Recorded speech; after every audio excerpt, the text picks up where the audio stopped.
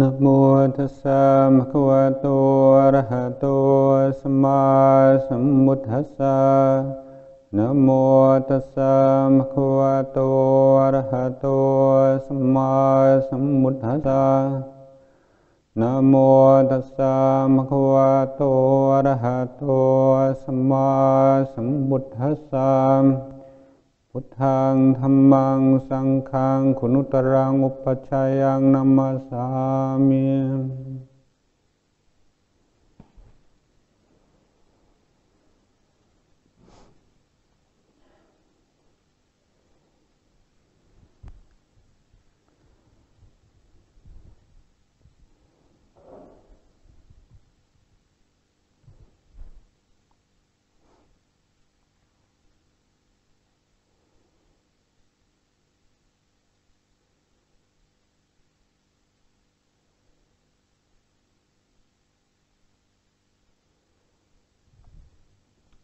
In the Four Noble Truths,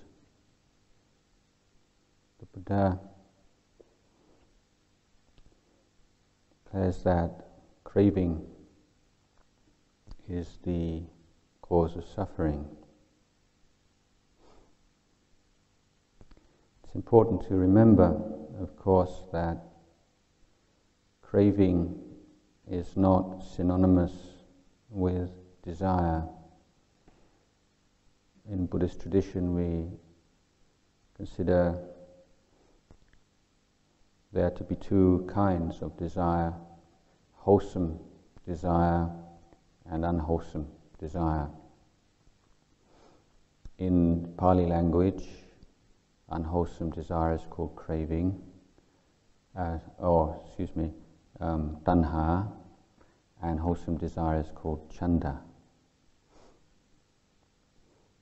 So the Buddha encourages us to reflect on the ways in which tanha conditions suffering, and encourages us to develop chanda, or wholesome desire. So a common misunderstanding of Buddhism is that practice in order to get rid of all desire and end up like sort of dry sticks or rocks and lifeless, heartless human beings with no passion and no life to us at all. Whereas what the Buddha actually taught was that we should learn how to channel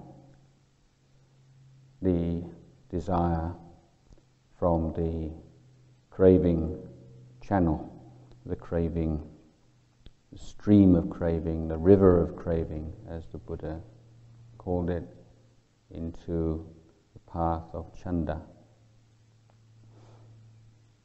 Now, one difference is that craving arises from ignorance, and chanda arises from knowledge. So whenever you don't understand something, you don't clearly understand its nature, you inevitably experience craving with desire, with regard to that object. Whenever you clearly understand something, then the desire that arises is chanda. Craving is always craving for the result. Chanda is the desire for the action.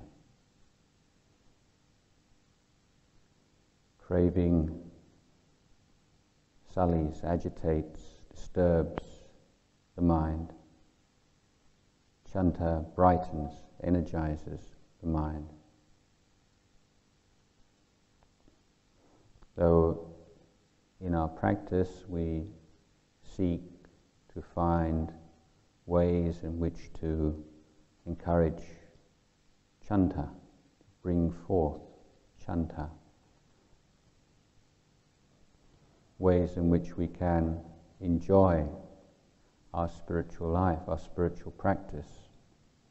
One of the qualities of the noble ones, the characteristics of the noble lineage, is that a noble one enjoys the abandonment of the unwholesome and enjoys the development of the wholesome.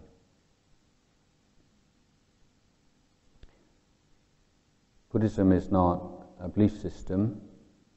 I like to characterize it as an education system. But faith does have a role to play. Fundamental faith of Theravada Buddhist, at least, is in the enlightenment of the Buddha. None of us, I think, can prove exactly what took place 2,500 years ago under the Bodhi tree. We have faith that the Buddha was enlightened.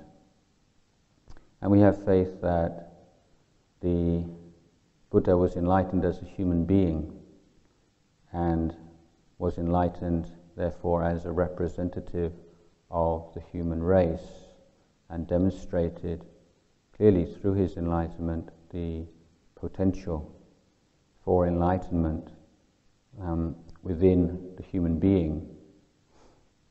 And so this faith is called leads onwards. It's not just a belief to adopt and a belief that leaves you where you started. It's a belief that leaves you onward. If you believe in the potential of the human being for enlightenment, you are led on to the conclusion that you too have the capacity for enlightenment. So, in other words, the belief, the faith in the Buddha's enlightenment is faith in your own capacity for enlightenment. If you have firm faith in your capacity for enlightenment, then you are led on to the effort to produce the causes and conditions for that realization of enlightenment. Practically speaking, it means we have a strong faith in our capacity to abandon the unwholesome, develop the wholesome, purify our minds. And this is the way that life becomes meaningful, worthwhile. This is the way that we fully realize our humanity.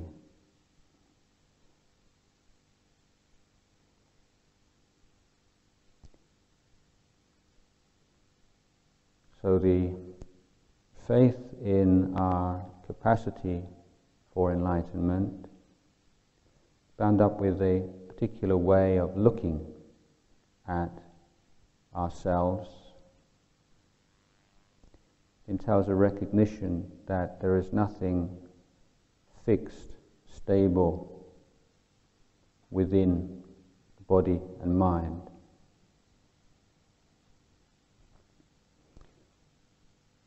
We look closely at our bodies, our feelings, our perceptions, our thoughts, sense consciousness, and we see a flow, a conditioned flow of phenomena. So we're not adopting a philosophical position here. We're just training our attention and looking closely at the nature of things.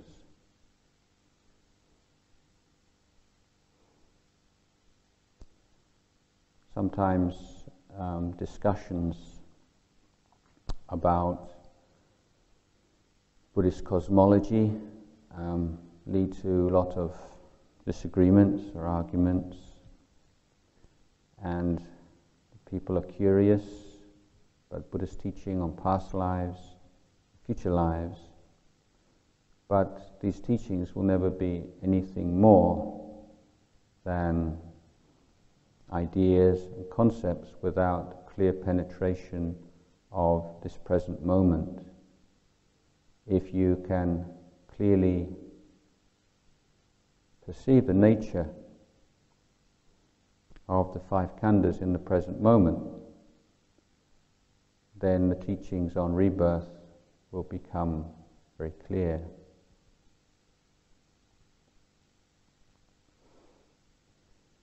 We have this capacity to look and to learn from experience. In Buddhism, we make a clear distinction between knowing and believing. In many belief systems, a kind of circular reasoning is perceived, in which one says, I believe in this because it's true. It's true because I believe in it. How do you know it's true? Well, I wouldn't have such a strong sense of faith and certainty if it was not true. In Buddhism, we have the beautiful teaching of Satchanuraka, which means caring for the truth. We care for the truth by being very scrupulous about distinguishing between that which we know as a direct experience and that which we take upon ourselves out of faith. So, as regards the teachings on rebirth, we may say, I believe in the teachings of rebirth because of all the teachings of the Buddha in the Tipitaka, because of the memory of past lives affirmed, asserted by great meditators, by the memory of past lives amongst children, people under hypnosis. And we conclude, with all this evidence, I have a firm belief or faith in rebirth, but I don't actually know whether it's true. This attitude, I think, is the attitude that can lead to true peace in the world. Very humble kind of peace, where a Muslim can say, I believe there's only one God, his name is Allah, and Muhammad is his prophet. I believe this very strongly, but I don't actually know it's true. And a Christian can say, I believe in God. I believe that Jesus was his son and died for our sins. Believe it very strongly, but I don't know. And a Buddhist can say all the things that a Buddhist believes in, and adds that he doesn't know or she doesn't know. So all the world religions can get together on this very humble level. Instead of all saying we're all teaching the same thing, using different words, we're all go to the same ultimate state, even though nobody's actually even penetrated their own religion to that level, let alone any other religion. But if we come down a level or two and say, nobody knows, the Muslim doesn't know, the Christian doesn't know, the Buddhist doesn't know, and we know what we know and we know what we don't know. And this is the Buddhist path to world peace, recognizing the distinction between faith and knowledge. But at the same time, as Buddhists, we say we do have the capacity to know. We have it within us, we can nurture it. But it requires a comprehensive training and education of every aspect of our lives. The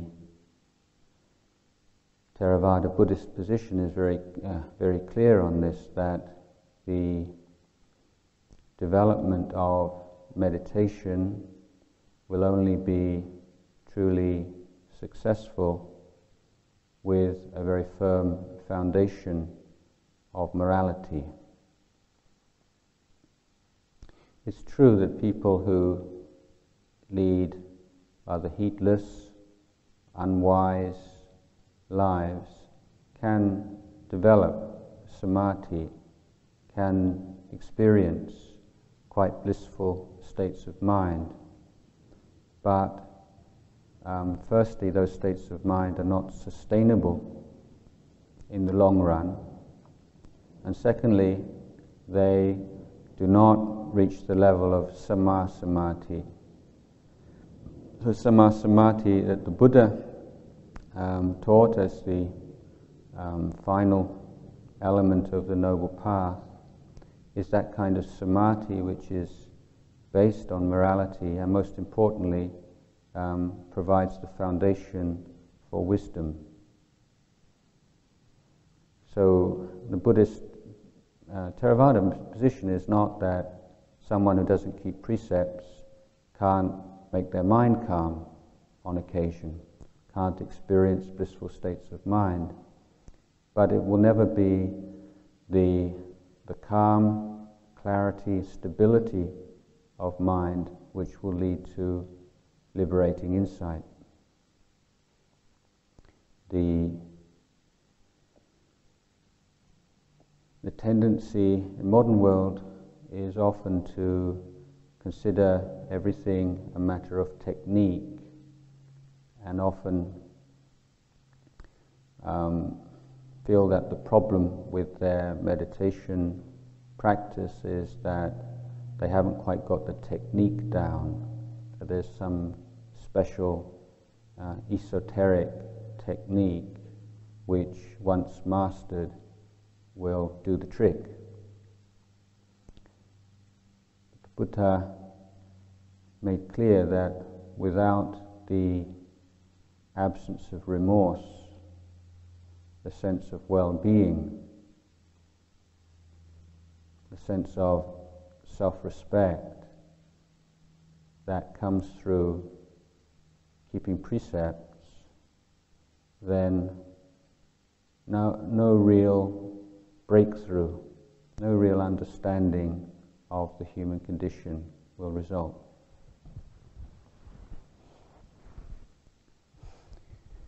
Morality in our tradition is not a matter of commandments. There's no reward and punishment from a superior being. Living within precepts means using mindfulness of precepts as a tool to drive a wedge between volition and action and illuminate the impermanent and selfless nature of volition. So we undertake the training rule to refrain from taking life. We undertake the training rule to refrain from lying, from stealing, and so on. One, because these are the most intelligent ways of living in community and create a sense of trust and harmony, which create that sense of security important for us to experience in order to be brave enough to let go of internal protection offered by attachments. But importantly, it provides the sense of well-being that enables the mind to become calm.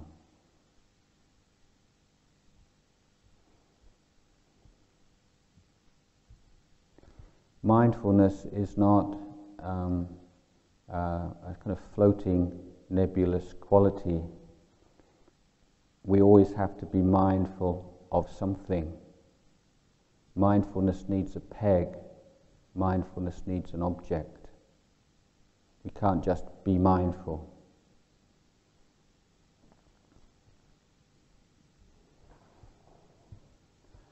So in our lives, whether we're monastics or householders, in each situation we find ourselves in, we ask ourselves, how can we be mindful in this situation? Of what should we be mindful in this situation? In formal meditation practice, at the beginning of the sitting, beginning of the walking period, we ask ourselves, we remind ourselves of our object. What is our goal? What is our intention for this meditation session? You don't want to be having to make decisions within a meditation session. You need to be quite clear about what you're doing right from the very beginning. If you give your mind clear instructions at the beginning of a meditation session, those instructions will just pop up into the mind automatically at the right time during the meditation session.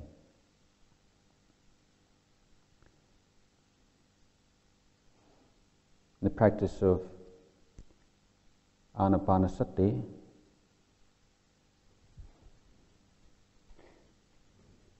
there may come a point at which the sensation of the breath disappears, and for many people, for most people, that's quite a frightening experience. And at the time that it occurs, you don't have the opportunity to really reason with yourself or to decide what to do. The skillful means of dealing with this is that beginning of a meditation session, you would remind yourself that 2,500 more years have passed since the Buddha was teaching, and in all of that time there does not appear to be anybody who has ever keeled over and died while practicing anapanasati. That the lack of awareness of the breath, disappearance of the breath as the mind becomes very subtle, is not dangerous. If it was dangerous, all the great compassionate teachers of the past 2,000 years would have warned their students against this practice, but none of them do.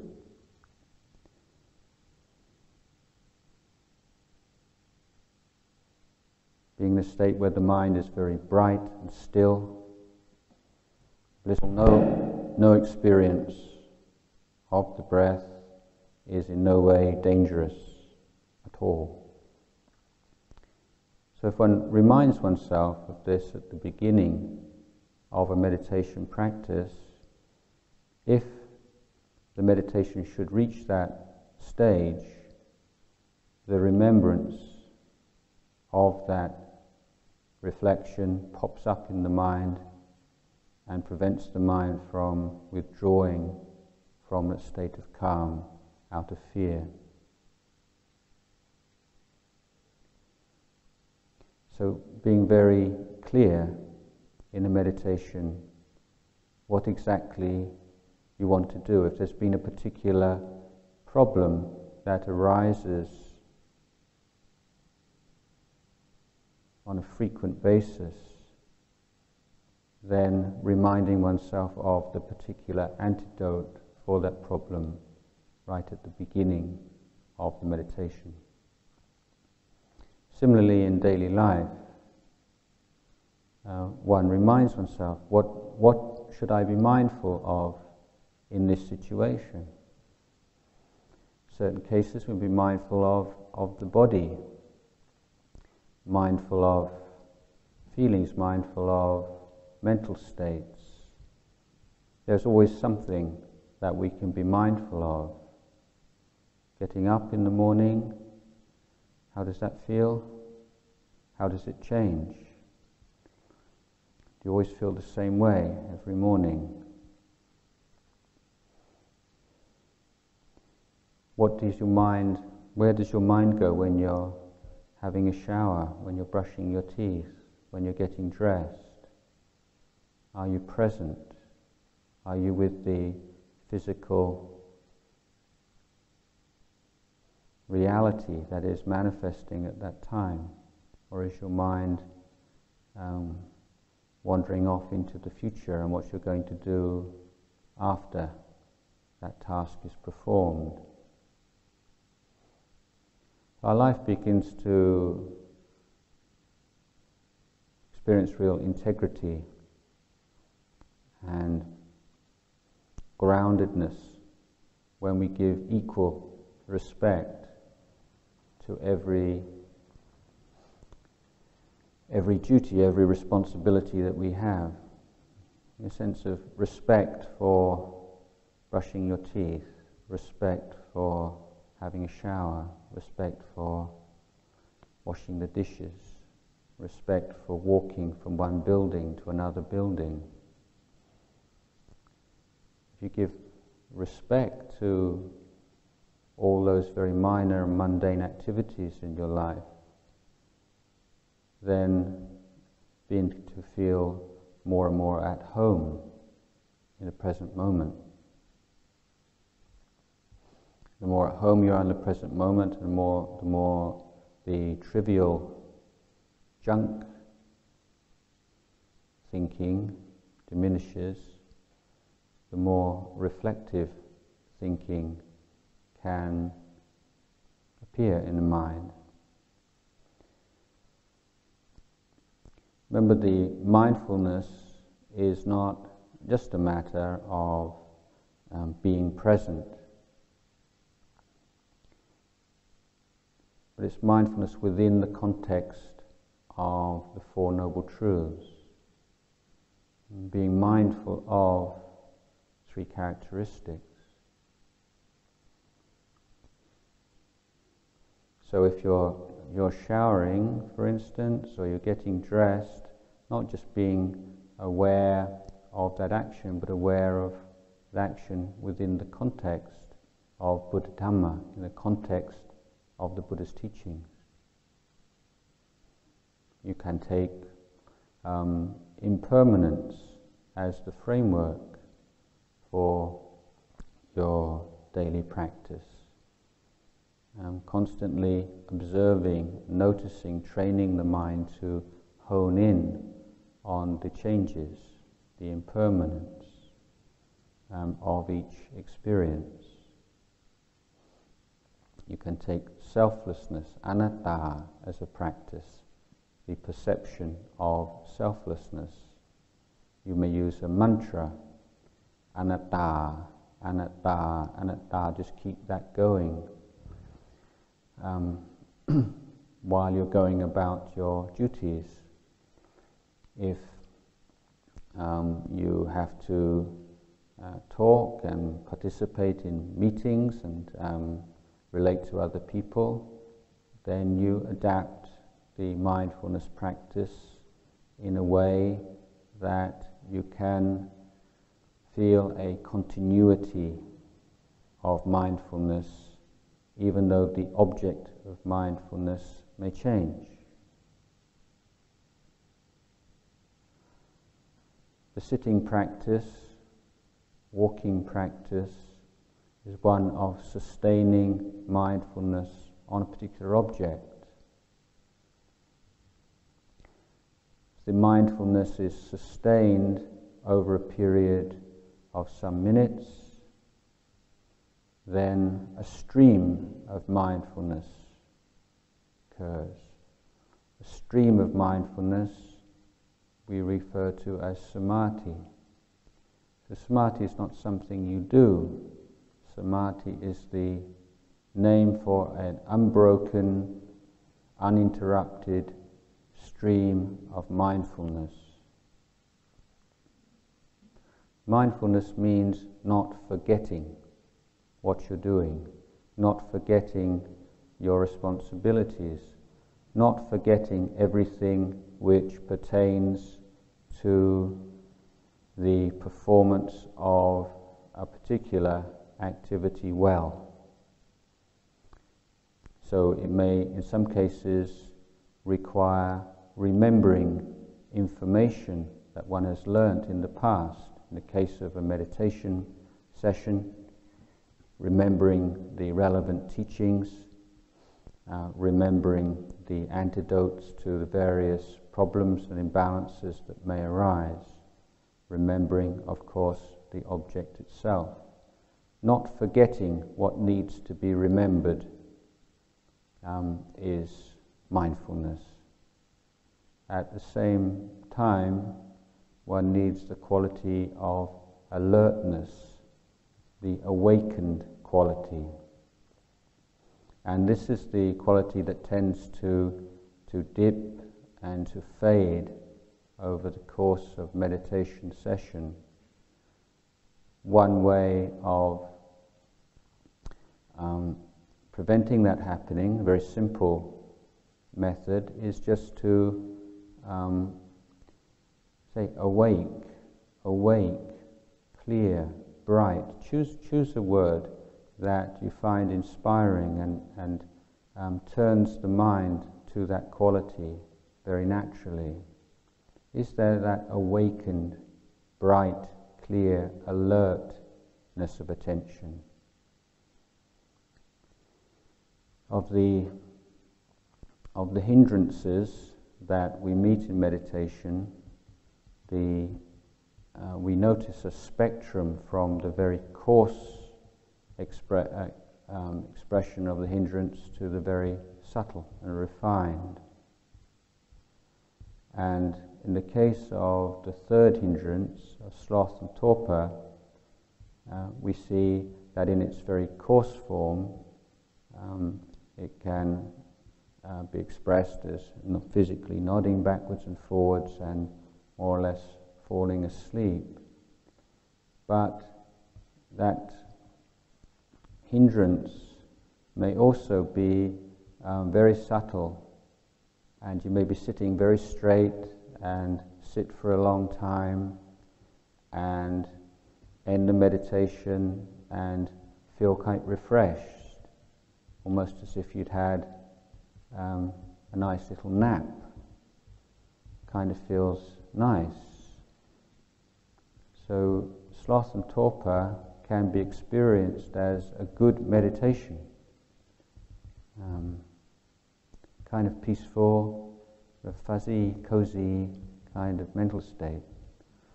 And if you're not very clear in your aspiration for liberation, then that can be very easily become a refuge. Don't think a lot, not worrying, not suffering a lot, and meditating, and the mind just slips into that kind of warm, cozy, fuzzy, non-threatening state of mind. But that's a mara, and that's an obstacle. And so this is why we have to just check every now and again, is that sense of clarity and alertness and clear comprehension present or not? One way of putting our minds to the test, if you like, we think we're reasonably mindful and awake, then try counting the breaths. If you're kidding yourself and you're in a fuzzy state, even though you feel quite calm, you find that the mind is kind of reluctant and has no flexibility, has no malleability. The mindful state is one in which the mind is firm as a rock, but it can be instantly inclined in any direction that one chooses. So it combines the virtues of firmness and workability.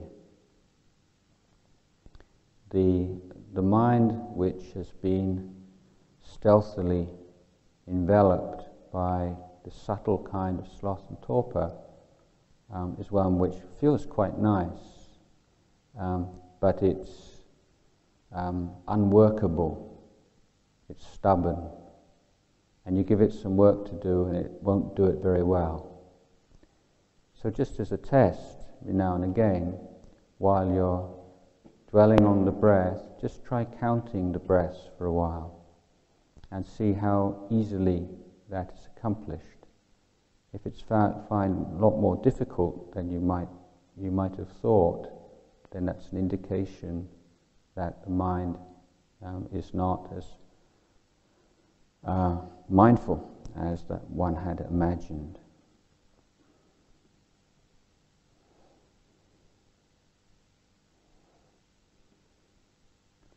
The practice is one in which we need to overcome these twin obstacles of craving and ignorance. And the reflective practices, techniques, work directly on avijja or ignorance. But it's the practice of mindfulness, clarifying consciousness, developing the wholesome qualities in the mind, which works directly on craving. And this is why both the ability to still and ground the mind and the ability to look and penetrate the nature of things must work in tandem.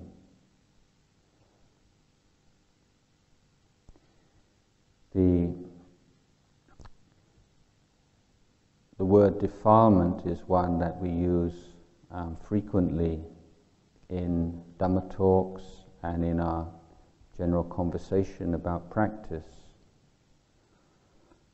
But it's only when we have a direct experience of the non-defiled mind that we really understand what defilement means. Although we can say that sensual desire, ill will, aversion, sloth and torpor and so on are defilements, we don't experience them as defiling or sullying of the mind until we have an experience of their absence and we have something to contrast and compare them with.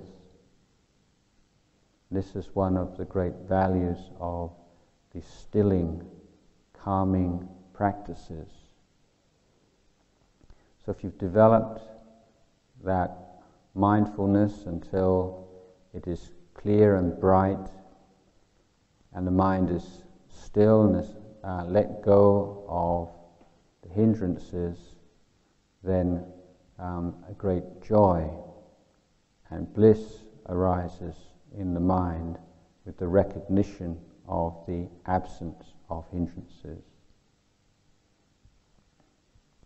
If one has realized that calmness and stillness after the meditation is over, then one can reflect on the beauty, the nobility, the sense of inner clarity that one has experienced, and consider its implications for one's sense of self. it is perhaps reasonably easy to see the ways in which the physical body lacks an owner. You can see the constant changes in the physical body throughout the day and over a period of weeks, months, years. The idea that the physical body is not self, has no owner, is not so difficult to grasp. Much more difficult for us is the idea that we're not our thinking, that thinking has no owner. And we grasp onto thinking as a refuge. And just as, say, the world, the physical world, abhors a vacuum, the unenlightened mind fears the lack of thought. Feel if we had no thinking in our mind, we'd cease to exist. We are what we think.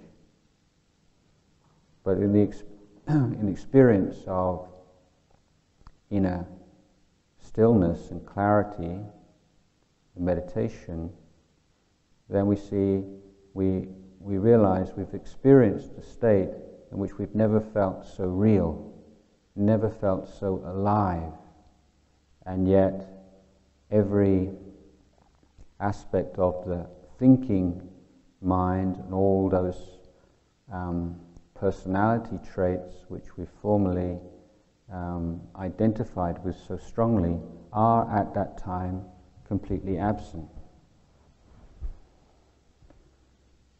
So one way of developing wisdom is this reflection, this looking at arising and passing away. But another dimension of that is looking at experiences in meditation in light of our idea and our understanding of who and what we are. The comprehension, clear penetration of the nature of suffering is only possible in a happy mind. If you're suffering, you can't understand suffering. It's only when you're really happy that you know what suffering is. If you still think, I'm suffering, that's not comprehension of the noble truth of suffering. The ability to sustain mindfulness, to sustain alertness, clarity of mind, to maintain the mind's freedom from hindrances, is what provides the mind with the sense of happiness and self-confidence, stability,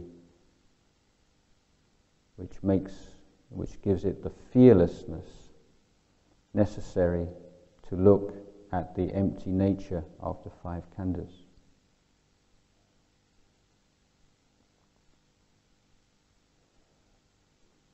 So we're looking, learning,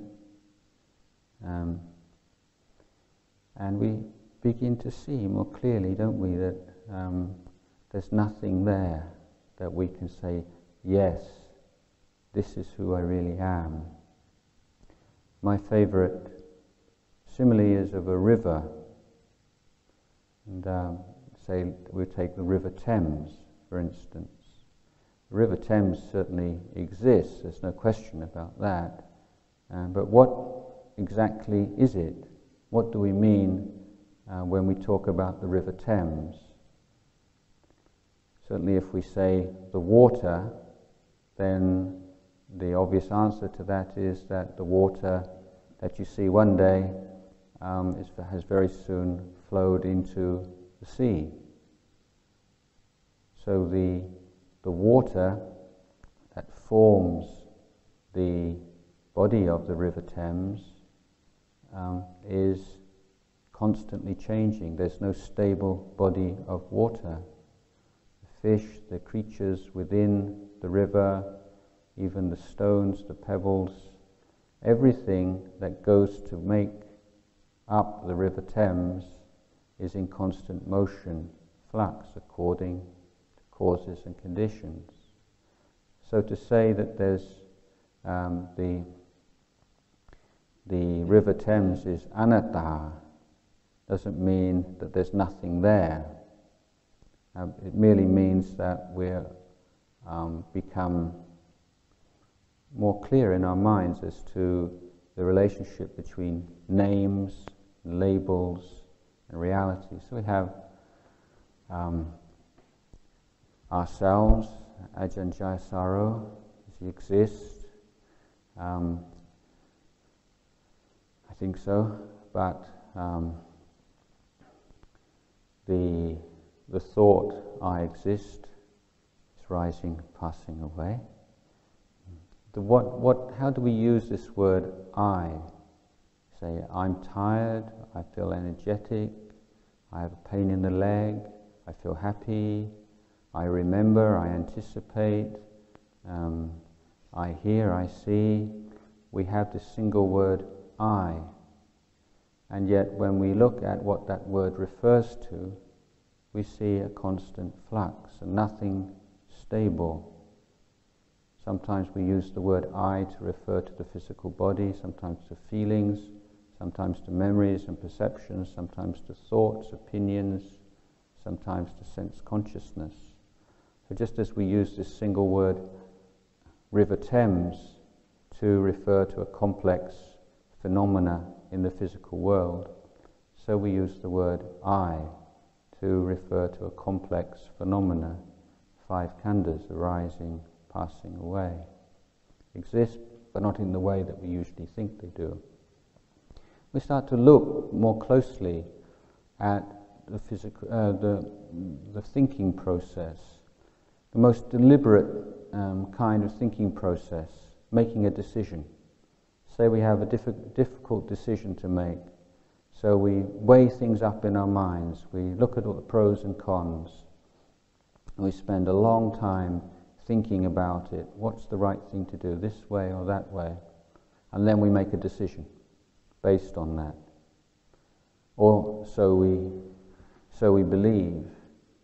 But have you ever caught that decision-making process and to see how the final decision happens inside us just like a sneeze? That the rational process of weighing up the pros and cons is not necessarily that which results in the decision in the way that we might like to think. We certainly would like to consider ourselves rational beings, but does that perception of ourselves bear up to what's really happening, looking, considering, using the meditation practice to strengthen the mindfulness muscle? If you perform any kind of exercise in a consistent way, the muscles that are used in that exercise become strong. If you meditate regularly, the mind wanders off, you bring it back, the mind wanders off, you bring it back, your mindfulness muscle becomes strong. And you notice in your daily life you don't get caught up with things so easily. If you do, you realize more quickly, you awaken in the present moment more quickly, and you're more capable of bringing the mind back. Now that enhanced ability to recognize, to awaken in daily life, enhanced ability to bring the mind back to the present moment, is all the result of this hard work you do on the meditation cushion, bringing the mind back over and over again, doing the work of developing the mindfulness muscle.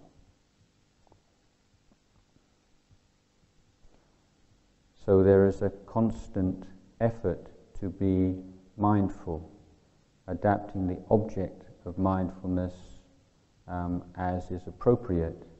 If you're in, let's say, a meeting, what are you mindful of?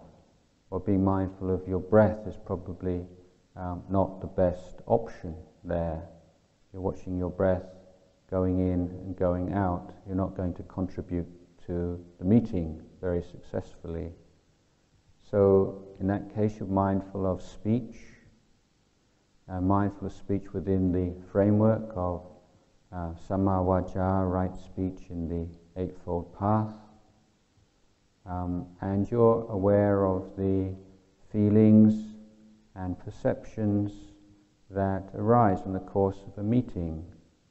How does it feel when you say something and everyone agrees? How does it feel when you say something and nobody agrees? How does it feel when someone praises you? How does it feel when someone criticizes you? Is your reaction to praise and blame always the same, or does it depend on who praises you and who blames you? How well do you express yourself when you're energetic? How well do you express yourself when you're tired? What's the effect of the physical body? How long you've been sitting in one place, physical discomfort on your ability to contribute. How much do you fear criticism? How much do you desire praise?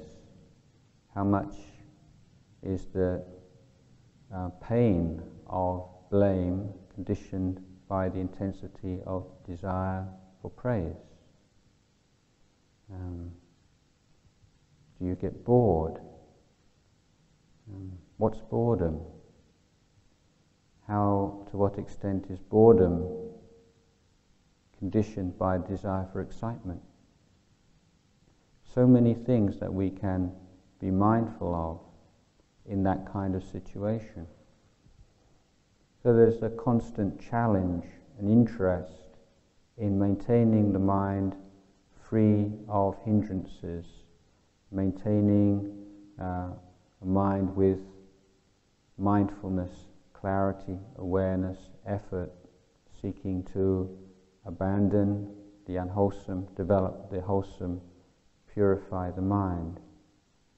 Clearer the mind is, brighter, sharper, the more still, the more grounded the mind is, the more the mind has liberated from like and dislike, the more clearly it will see the nature of phenomena. More clearly it sees, the more insight into impermanence, more insight into dukkha, more insight into anatta, the more compassion, kindness that arises. Insight which doesn't lead to, is not accompanied by kindness and compassion, is inauthentic. Kindness and compassion which is not based on a clear understanding of the way things are is inauthentic. The proof of wisdom is in the compassion, the proof of the compassion is in the wisdom. Looking, learning, gradually moving onwards, a sense of chanta. And the Buddha taught us to be, as monastics, to be content with four requisites. Content with whatever robes, whatever cloth is given to us, whatever food is offered is all right, whatever lodging, whatever room we're given is all right, whatever medical treatment we're offered is all right. As monastics, we are human beings that have no rights at all. We don't have any rights to good robes, no rights to good food, no rights to a nice place to live, no rights to medical treatment when we get sick. We don't have any rights at all. Everything that comes through the faith and the goodwill of our lay supporters. The moment we think we have a right to delicious food, or we have a right to a particular level of comfort, then we're not leading the samana life anymore. We should always be ready to take the worst, the coarsest, the least, at any time, and whenever, and it's usually the case that we receive the best, then we never take that for granted. The essence of a monastic lifestyle, the consciousness of the samana is never to take anything at all for granted, even the next in-breath. We don't take for granted, let alone for requisites or support from our lay supporters. But although contentment is primary virtue and a primary engine of the higher levels of spiritual practice, the Buddha also taught us to be discontent with the wholesome qualities that we have attained. Indeed, the Buddha identified his own discontent with the spiritual attainments he had already developed before his enlightenment as one of the two primary causes or conditions for his enlightenment. So we're content with our physical situation and requisites, and discontent with whatever we have realized and attained in our practice. We've seen over the course of years now many monks who have been in the robe, nuns who've been in the robes for 10, 20 years, and they've still disrobed and gone back to the lay community. Why should that be so? Because, well, a complex of reasons, and each person different. I would say that one thing they would lack is that discontent in wholesome states that have been developed. Buddha laid down the Vinaya to create the conditions, external conditions, most conducive for realization of Nibbana. And if we practice for a number of years, mind becomes calmer, the coarser defilements somewhat attenuated, certainly the mind not so agitated and coarse as it was before we began practice. But we can compare our minds to a glass of water full of nasty germs, and the only way to get rid of those germs is to boil the water at 100 degrees centigrade. Now if you heat that water to 95 degrees centigrade, it can seem extremely hot and very close to boiling. But if you don't take it all the way to 100 degrees, then whenever the heat under the glass, or the temperature of the water cools, then all the germs can multiply once more. It's only when they reach the level of boiling 100 degrees that those germs completely disappear. So even if you've taken your practice to a steady 95 degrees centigrade level, all the germs are all still there. There's nothing stable, there's no stable attainments until stream entry. It's only the stream entry that one is safe. If you're still not reached the level of stream entry, then you're still in the war zone. You know, if your country's at war, you can find little pockets of peace, little villages as yet unbombed, unaffected by the war. But those villages are still in the war zone, and they can be bombed at any time. They're not safe. they're not secure. Similarly, the good qualities that we have attained are not fixed. They're not anything that can be truly relied upon as refuges until we take the mind beyond the first three of the fetters. As long as there is Sakkaya Ditthi, there is a superstitious belief in the body, feelings, perceptions, thoughts, consciousness as constituting a real self, then we're still on very shaky ground, and wrong views and delusions can still appear. All kinds of nasty germs can assert themselves if we're heedless. So the Buddha says, be content with the robes, the food, the living place, the medicines, no rights, no demands, no expectations, but at the same time completely discontent with the attainments that one has already realized and striving onwards, moving onwards. This is the image. The Dhamma leads us onwards, leads us inwards, because onwards and inwards means the same thing. So I'd like to offer this reflection to you all this evening.